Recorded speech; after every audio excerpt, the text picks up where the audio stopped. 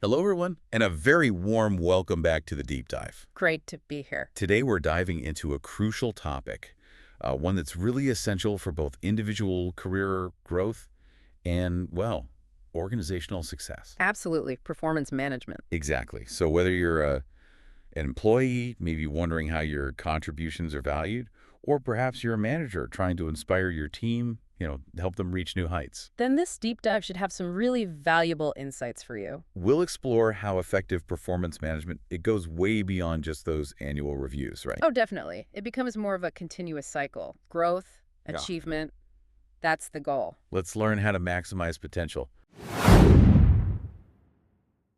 Okay, so to kick things off, I want to start with this scenario. It's kind of painful, actually, taken from a real-world performance review situation. Ah, the awkward ones. We've all heard stories. Right. So imagine this guy, Matt. He's totally buzzing, absolutely convinced his review is his ticket to a big promotion. He genuinely believes his manager, Melanie, was dropping major hints, majorly hinting I could go places in their last chat. He's even gone and taken night classes. Wow. Okay. So he's invested. Totally. But here's the twist. Melanie. She's actually planning to put him on probation. Oh, probation. Yeah. She's convinced he won't even last the year.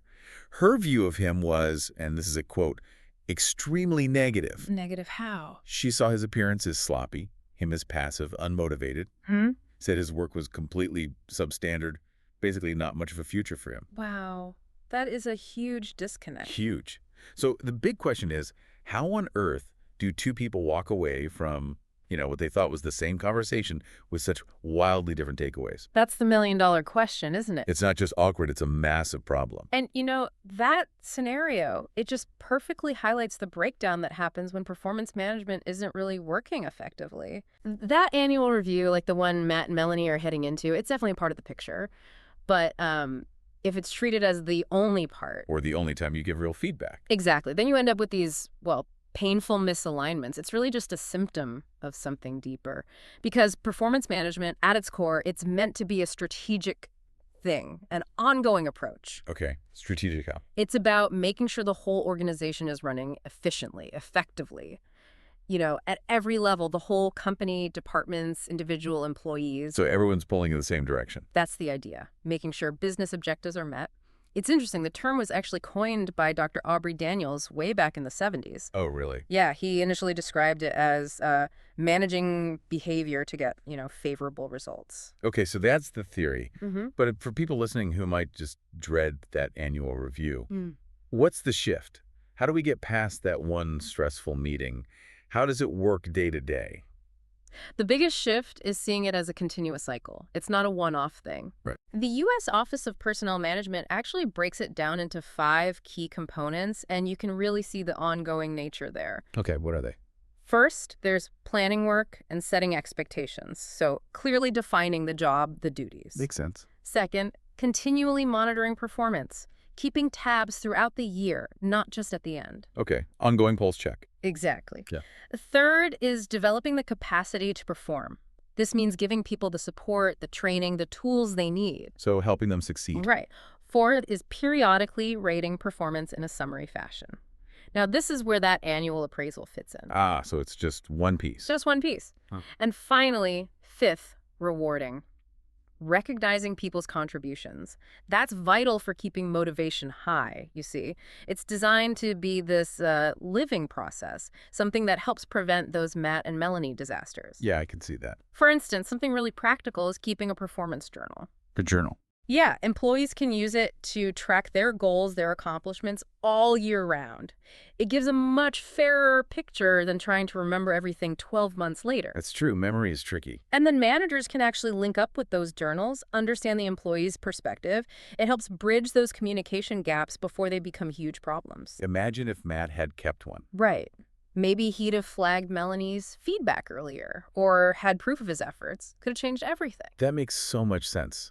Because really, you can't manage performance if nobody's quite sure what good looks like, can you? Exactly. That's fundamental. So how do we set goals that actually, work, not just vague ideas? This is where the SMART goal framework comes in. It's honestly what Matt and Melanie desperately needed. It creates that common language for good. Smart. Okay, break that down for us. Sure. Each letter stands for something crucial. S is for specific. Okay. Goals need clear instructions, not just do better, but something like meet with your mentor once a week to talk about Project X. Very clear. Got it. Specific, what's M? M is measurable. You need to know when the goal is actually met. Right, some kind of metric. Exactly. Not increase sales, but increase sales by 7% compared to last year. You can measure that. Okay. SMA. A is attainable.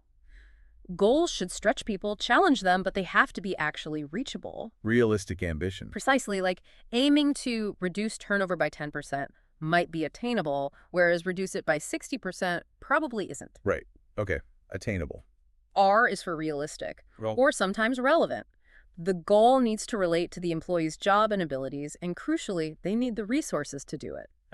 so you can't set a goal if they don't have the tools. Exactly. Like a production team aiming to make 225 cars a week, up from 200 because they got new training, that makes it realistic. Okay. And T? T is for timely. Goals need deadlines, specific time frames. Not just someday. Right. Not increase sales, but increase sales within 6 months. That T adds urgency and focus. You know, what really struck me about this SMART process is the emphasis on involving employees in setting these goals. Yes, that's key. It's not just management handing them down. That collaboration, it seems to really boost performance, both for the individual and the company. Creates real ownership, doesn't it? It absolutely does. Huge difference. And building on that ownership, once you have those SMART goals set, it's just as vital to keep monitoring the results continuously. So not just set and forget. No way. It's about creating that real-time feedback loop. That's how you spot small issues before they blow up into, Frat and Melanie situations. It lets you see if the plan's working and tweak it if needed. And this leads us nicely into another really critical piece: continuous feedback and coaching. Right, not just goals, but the support along the way. Exactly. This is vital, especially when things are changing. There's a model by Kurt Lewin about change. Unfreezing old habits, going through the change itself, and then refreezing the new ways. Coaching is absolutely essential during that change phase. It's how you strengthen the weak spots and build on the successes. And how you give that feedback matters. Oh, massively. It has to be, positive where possible and always diplomatic. The aim is to motivate and help someone succeed, not shut them down. Yeah, it's not just about pointing out mistakes, is it? It sounds more like building people up.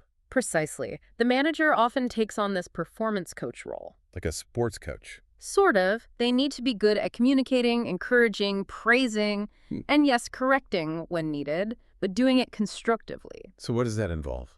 It means really understanding the employee, assessing their skills, making sure they have the right tools and processes, and crucially, tapping into their motivation, what actually drives them. And I guess that's where something like 360-degree feedback can be super useful, getting a wider perspective. Incredibly powerful, yes. Because instead of just the manager's view, Right. you get anonymous feedback from supervisors, sure, but also peers, maybe even clients, plus the employee's own self-assessment. So a much rounder picture. Much rounder.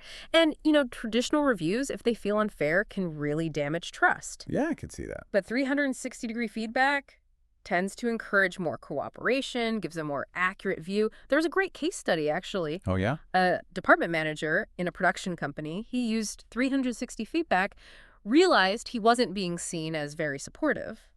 He took that feedback on board, changed his approach, and morale went up. And get this productivity increase by 12%. Wow, 12%. That's a tangible result just from better feedback. Okay, so we have all these great tools, SMART goals, coaching, 360 feedback. Why then do these systems still sometimes feel, broken? Yeah. Why do we still end up back with Matt and Melanie where things are just totally off the rails? That's such an important question. And there are definitely common reasons, common pitfalls. Like what? Well, the Matt and Melanie story itself shows a huge one. Lack of clarity and just plain misinterpretation. Right, the mumbo-jumbo manager speak. Exactly. Melanie thought she was being clear and negative. Matt heard little touch-up and promotion hints. Their expectations were just miles apart. He's thinking promotion, she's thinking probation. Total failure of communication. Another big issue is simply the infrequency of discussion. Only talking once a year. Pretty much. Bernard Marr, the business expert, he highlights this. He calls those typical annual reviews very broken. Strong words. Yeah, he really pushes for like weekly or monthly check-ins instead, because that big annual meeting, like Matt and Melanie's, it often fails precisely because there hasn't been ongoing, timely communication building up to it. Then you also see unrealistic goals or a lack of support. Setting people up to fail. Essentially, yeah. Remember that startup IT company case? They aimed to double sales within a month. Wow, ambitious. Too ambitious, it was unattainable, and sales actually slipped.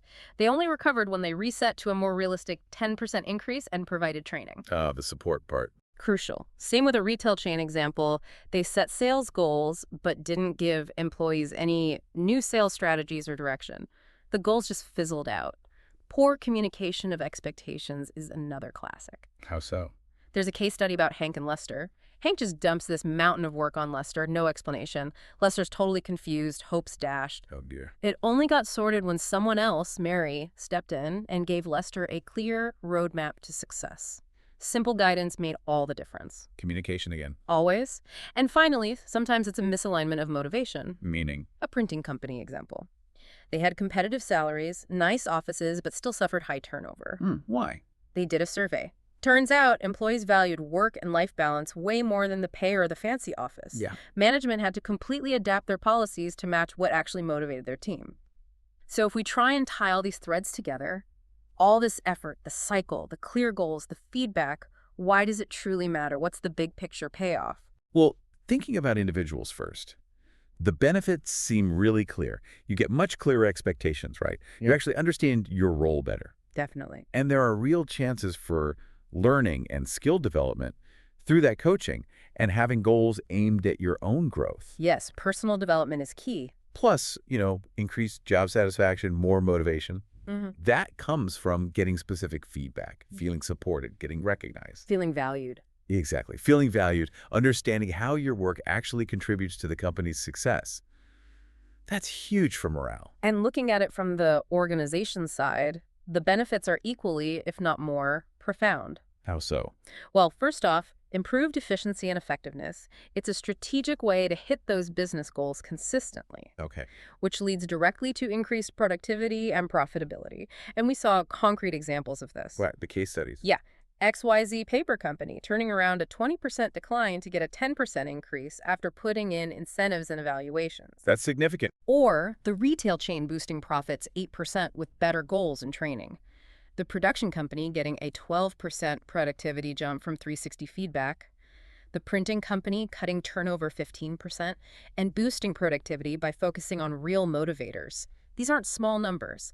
It also seriously improves talent acquisition, development, and retention. Makes sense. People want to work where they feel supported and can grow. Absolutely. Sinclair Knight Merce, that professional services firm, used a development framework. It cut their recruitment time, made them better able to handle big projects, and managers were much happier with HR support. So better people processes overall. Exactly. And ultimately, as Bernard Marr emphasizes, it creates an aligned workforce. Everyone gets the goals, everyone's working towards them together. It really sounds like it all boils down to building a company culture where people feel seen, they feel supported, and they actually understand how their piece fits into the bigger puzzle. That's a great way to put it. It transforms that dreaded annual review into just part of an ongoing conversation about growth and development. That's the ideal, yes. And just one final point on rewards, building on what you said. Bernard Marr makes a really interesting distinction. Oh, yeah. He says good reward systems should focus on showcasing good performance, on celebrating success publicly. Not just about the money. Well, the financial reward for doing your job well, that should almost be a given, you know? Like fair pay for fair work.